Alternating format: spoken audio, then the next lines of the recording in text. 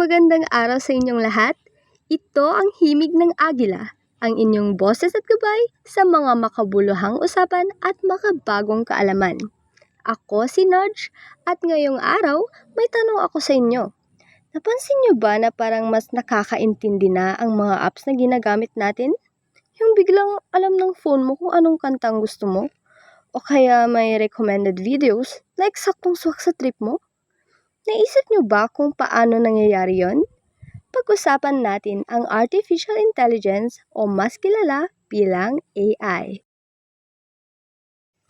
Sa totoo lang, baka iniisip nyo na ang AI ay tungkol lang sa robots o sa mga pelikula.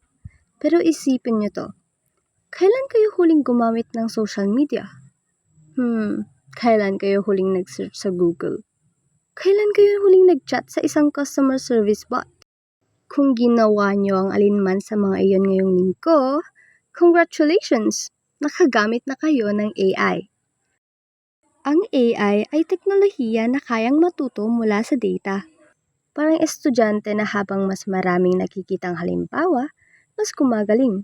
Hindi ito tao, pero kaya nitong gayahin ang ilang paraan ng pag-iisip natin, tulad ng pag-recognize ng patterns at paggawa ng predictions.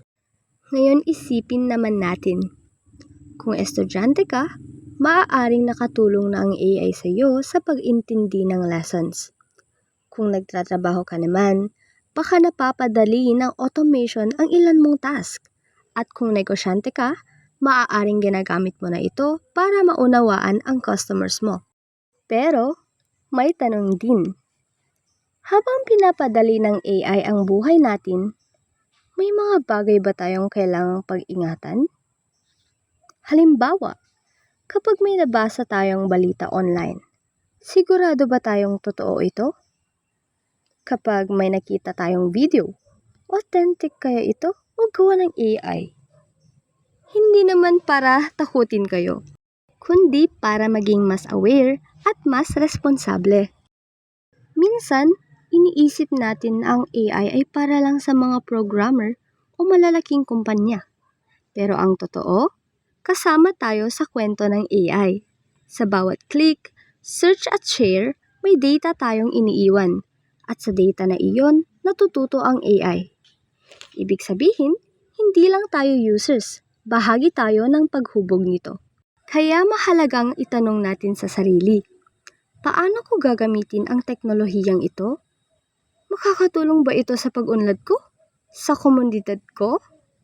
Hindi natin mapipigilan ang pag-unlad ng teknolohiya. Pero maaari nating piliin kung paano tayo sasabay dito.